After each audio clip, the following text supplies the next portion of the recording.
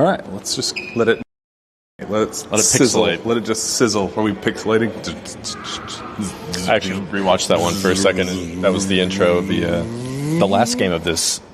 Is this a tournament? Not really a tournament, is it, I guess? It's a round-robin extraordinaire multi-team event. But hey, they should make it a tournament. But guess what? We're here. I'm not Drew Franklin. This is also not Rapid because, long story short, Steven got his headphones caught in a chair. It's been hours, but we finally got it figured out. We are here definitely not inside Rupp Arena. We're technically in the Hyatt. We are in the Hyatt right now, so shout out Hyatt. But just hey, it's Jack Pilgrim here with Zack Geoghegan and Jacob Polacheck breaking down a 99-53. 99-53, massive victory in the BBN United Tip-Off Classic presented by Kentucky Tourism Championship. Let's do this thing. We don't have the ladder. We don't have the cigars or anything. It just kind of the mood didn't feel right. You know, it's just it has to speak to you, and it just didn't for this exciting extravaganza here at Rupp Arena. So the reason why it took so long, actually, is because we did want to check in with Mark Pope, see what was going on, so we can actually talk a little bit more about the whole Jaylen Low situation, the pregame experience before the Louisville game, what that meant. Still haven't learned anything about that, but we have to start with that because that's kind of why we waited. So Jaylen Low, yes, and his status, Zachary. Not really an update from what I recall, actually. You might actually do better at taking that one because I was more focused on the out-of-character comments that were going on. Swap. So send it to me when you get to there. All right, fair enough. So undergoing testing, undergoing discussions with the Low family to decide just the severity of it, what the steps are moving forward. We have learned on our intel side of things that includes potentially season-ending surgery if they decide to move forward with that. Is it going to be a long-term reward versus are we going to take the potential setbacks of if I come back and I'm hurt and what happens if I dislocate it again? I think that's just kind of what the dynamic that they're dealing with right now. It's frustrating. We get it. I mean, when your starting point guard goes down two games into the season after already missing the entire exhibition slate, there's no spin. It sucks. It just the whole thing sucks. So they are navigating the best path moving forward. What are you expecting to see kind of being those next steps, Zach? For Jaylen Low? Yeah. I don't know. I'm not a doctor, honestly. I wish I was, but I don't really know what the next steps will be for that. I mean, we'll find out relatively soon. I'll be honest, I'm still kind of in my out-of-character situation here. What do you hope? You're sending it to the wrong. Jacob? You keep sending it to me about the Jaylen Low stuff. I hope he's back next game. What do you expect? What else would the next steps be? You tell us. Yeah, no, I'm kind of with Zach here. It's like, what else are the next steps? I'm not a doctor anymore, so I don't really know what those next steps are. But I'm sure that after this has happened multiple times, they're going to be real cautious with this one. Do you think she's going to shut that door? We're going to get locked out? Yeah, we'll figure it out. Yeah, we're definitely. We can't show that. We can't show. We're definitely going to get locked out. No, we can't show. Well, YouTube is fun. No, that's our door. Please don't close it. Okay. All right. Well, we'll figure out a way back in somehow, I guess. Guess we got to break into Rupp Arena. Oh, well. All right. So they don't let us shoot in there. Good thing we can't show this. Okay, we're just a little off the rails here. So Jacob, anything else? The game itself, it was a massive blowout. The defense was amazing. We got Denzel Aberdeen kind of took over as point guard. Do you have confidence in Denzel if this does become a prolonged absence for Jaylen to take that position over? Confidence, yeah. I think that he's the guy you go to at the point guard spot, and I think that he can be serviceable there. I think that he's better as a two, and he'd be a lot better with Jaylen next to him. But I think that, yeah, he's the guy you go to in this position, and he'll do a good job, I think. So, out of character quotes, Finally. Zach. This is the stuff I was actually paying attention to. So, what did you make of the comments? Definitely caused ruffled some feathers this week in Lexington, and I don't think his answer necessarily helped anything. No, it was an interesting one. He started it with a Taylor Swift reference. I did not. I When those words came out, I said, all right, I don't know if there's anything that could come after that sentence that is going to make this feel any better. Yeah, and by the end, it didn't. It really didn't. And, he did like at the in our pregame walk and talk, I was like, I want to see him downplay it a little bit, just be like, it was nothing. It was kind of a minor thing, whatever. He did that. But he was also very, very cute with it, saying, I just want to leave it out there. I want to let everyone froth over it and just obsess. And what was his word? Let you guys prognosticate on that for a couple more days. It really is nothing. It's like, okay, so are you messing with us? Are you trolling us? Like, I don't think a lot of people kind of liked how he responded with that. He kind of played both sides of like, okay, it really was nothing, but at the same time, like, I'm going to be cute and fun about it. That's not really. I mean, people think that your players got in a fist fight in the locker room. This is not something to like just gloss over and be sweet about. Like, it really felt like he said something that he didn't want to say on Thursday, and then he was trying to make light of it. This is nothing. Which is just, I think this is going to be a very big learning moment for Mark Pope when he looks back on all this, because that was just not. In my opinion, at least, I'm sure a lot of people share the same opinion. That was not the way to handle it.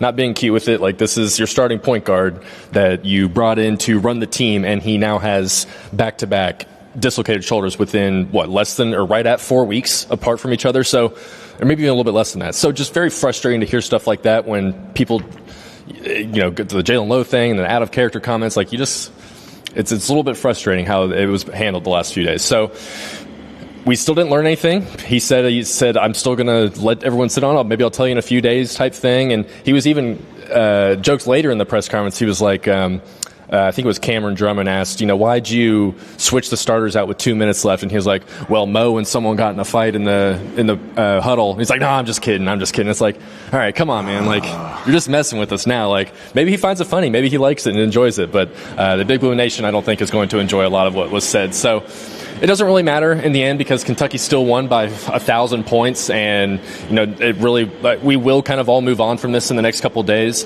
Maybe just wish he was a little bit more straightforward with the answer. But again, in reality, when we look back in 48 hours, we're probably going to start forgetting about this and moving on, and we'll all be on to Michigan State by Sunday anyways, which is 4 days away, which is crazy to think about. So we can talk about that more, or we could talk about something else. No, we don't need to address it anymore.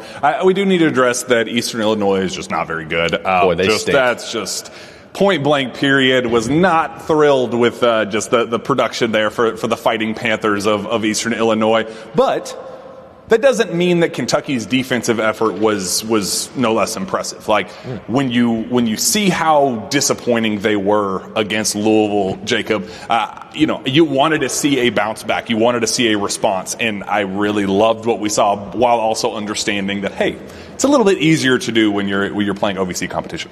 Yeah, and it did feel like that Louisville loss lit a fire under them. You could just tell throughout the whole game they're just showing a ton of intensity, even if they're up 40 or whatever. You could tell that they didn't want to put their foot off the gas at any point in the game. And I just want to bring it up because I've said he's my favorite player. The game's leading scorer was Mo Diabate. He was really good out there. 2011. He sure was. Mo was arguably the standout of today.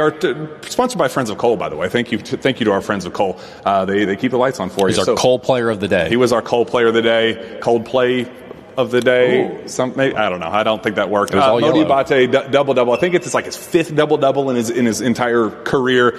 Just nothing that they could do. And what's funny is Eastern Illinois came in just totally outmatched physically in terms of height and weight, and it was the 6'7", 220-pound guy. The what? Yeah, there we go. That just absolutely bulldozed them the entire game. It wasn't Malachi, it wasn't BG, it wasn't one of the big men. It was Mo Diabate having his way with the Panthers. Yeah, before we do that, there was a moment in the game where Kentucky had 65 points, and we didn't realize it until we saw or heard a bunch of children in the crowd next to us. You could hear them buzzing when Kentucky was trying to score. And unfortunately, Cam Williams had to hit a 3, so it was 68 points, and they didn't get that moment. I was kind of felt bad for them. But yes, Mo Diabate, just the tallest player for Eastern Illinois was 6'8", probably not even nearly as big in size as Mo, and he just ate them up, like just bullied his way into the paint, had his way around the rim. I think he was 8 for 9. Yeah, 8 for 9. His only miss was a three-pointer from the corner, which, man, he loves that three-pointer from the corner. It'll be nice if some of those actually start to really fall consistently, but he was just so much bigger and better than anyone that Eastern Illinois could throw out there. They only played 8 guys, Eastern Illinois did, and it was really just 5 guys that saw over 20 minutes. So it was a very top-heavy effort from them. And outside of I think they had a stretch early in that first half where they hit 3 straight threes. If they didn't do that, like, they're scoring under 50 points, and this game even looks more ridiculous than it did. So Eastern Illinois, bad team. Kentucky did exactly what you wanted them to see, which was come out, dominate on both ends of the floor from start to finish, run this team out of the gym. They did that. It was the expectation, but it was nice to actually see it. And Mo Diabate was kind of the tone setter of all of it. You talked about all of the puzzle pieces kind of fitting together. The rotation was pretty interesting to me. 10 players between 15 and 23 minutes, I believe. It kind of felt like we were just throwing crap against the wall against Louisville and just seeing what stuck. And this one, it felt tighter. It felt like there was actually a rhyme and reason to everything that Pope did. We got some small ball Cam. We got to see some small ball Andrea Yelovich at the 5. You got to toy around with the rotations a little bit in the lineups, while also having a plan, it felt like, and I appreciated that. Yeah, and I think that was one of the first things Pope was asked about during his press conference, and I think the quote that stood out was, we have to break a lot of stuff before we fix it. Which was interesting, and I think obviously they broke a lot of stuff during that Louisville game. In a game like this, I think it's the best time to have that minutes distribution. You're up big, and you can kind of see what lineups work, so that when you get into a big game, guys have experience playing in these lineups, and you know what results you're going to get from them, because as we know, Pope is very data-oriented. Another quote that stood out, the one that I actually liked from Pope's press conference, was him admitting that he wishes this team was further along, which I did find was transparent. I did find that very interesting. I liked that quote, even if that's not maybe what you want to hear. Like, that's a little bit more honesty, and like, if that's kind of something that everyone had felt like already knew, but it's nice to hear the coach actually say it out loud. He was talking about Owe and Mo in particular, wanting them to be better on defense, like defensively, really calling them out, putting them on the spot, wanting to see more effort from them on that end. So I liked all that bit. But yeah, so I think it's different compared to last year, where you had all these veterans and everyone just knew how to play basketball and work together, and now he's trying to figure it out on the fly a little bit more, and this is just going to be a team that it's going to be a process. Just kind of got to get better as games go along. Like, last year's team had a really high floor. This team has a really high ceiling, so that's just figuring out how to coach in between those two rosters, and the differences from last year to this year, I think you're seeing it pop up in these first 4 games. Kentucky's still 3-1 though, and really the only loss is to a top 15, probably top 10 team in the country. So really, like, if it almost feels like we're in this awkward spot right now, where especially over the last 3 or 4 days, where just nothing, everything that can go wrong will go wrong, except for the outcome for tonight. So it's kind of in an awkward spot right now as fans, but it was nice to hear a little bit more transparency, at least in that particular question from Pope. To wrap up from this game as we transition into Michigan State, let's just throw a couple of topics out there, and you just pick which one you want to roll with. Ooh. We have Trent Noah coming in, returning after not playing since the first half against Nichols to hit a couple threes. We have Andrea Yelovich hitting double figures for the first time. Mm-hmm. We have how do I want to take this? Cam Williams had some minutes before with Yelovich at the 5. One of those 3, Cam Williams, Trent Noah, or Andrea Yelovich. Pick your poison, bud. All right, I'm going to go Yelovich. Let's do it. So he finished with 11 points tonight, and I like to see him firing away at 3. He only went 1 for 4, but I think that he's growing in his comfortability from shooting the three-point shot, and then with his size, he can rebound, he can do a lot. So I think he's just a guy that I think will steadily be getting better throughout the year. And then by the time you hit February, you're like, oh my God, I can't believe how much this guy has progressed. So I think that you're going to see just small incremental improvements with him, like we're already seeing, and soon it's gonna really mean something. Yeah, and we talked to him after the game, and he was just saying, like, I've never been more comfortable playing in my life. I'm finally kind of figuring myself out. It was funny, asking, like, hey, does it matter to you to, coming from Croatia, to play at Madison Square Garden or play against Louisville? Like, these are all very American basketball kind of things.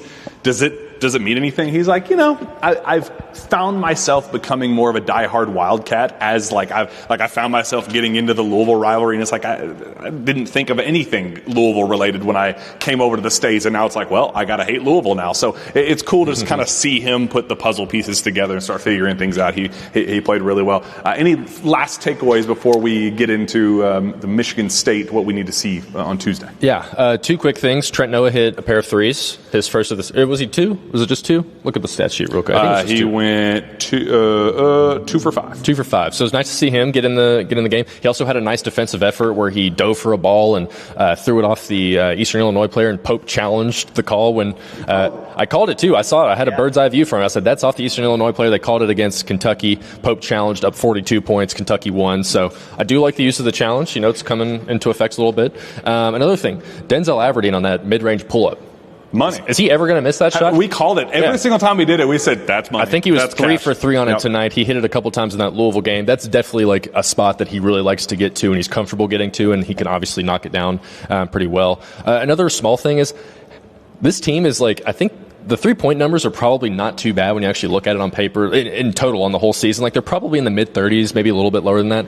But man, at least half the misses are air balls. It's impressive, actually, how many air balls this team has. Like, good shooters, too. Like, I think maybe Cam airballed one. Yelovich he overshot it. one. Yelovich airballed one. Maybe Aberdeen had one that was maybe not an airball, but really bad. It's like, when these guys are missing their threes, they are really ugly misses. But, hey, if you're still hitting 35%, that's all you need. So you'll take it in that sense. But, yeah.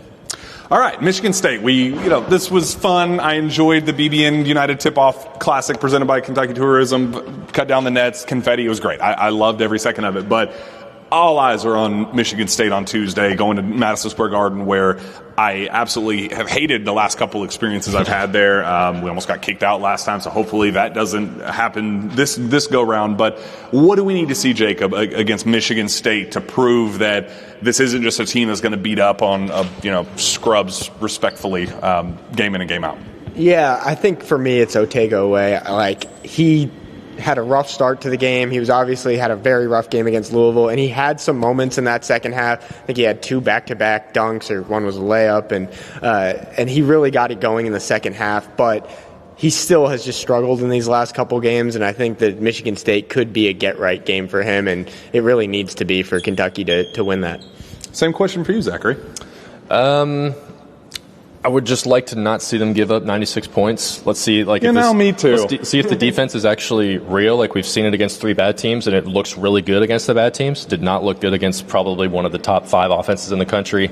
I don't know where Michigan State ranks in terms of their offensive capability, but I imagine that they're not going to be running and gunning like Louisville was. So, just a little bit more effort. We know this Kentucky team can still put up points. Like, even with all the flaws, they can still score the ball. So, just like to see the defense carry over and actually step up in this one, and let's see if it's real. I think it's the main thing. No proposals this time. Let's just keep the main thing in New York City. We got it out of our system last go round, and let's go enjoy New York City thoroughly, and let's be fulfilled leaving this time, because man, I hated that trip last year. So hopefully we respond a little bit better and get that kind of ugliness off of our backs after Tuesday. Hated every second of that. So let's see what happens. So we'll be going up Monday for the game Tuesday, and then hopefully we'll be celebrating the rest of the week. But in the meantime, for Jack, for Zach, and for Jacob, and not Drew, he's back at his house, and for the BBN Tip-Off Classic BBN United Tip-Off Classic presented by Kentucky Tourism. It's been fun, it's been real, but now it's over. Good night.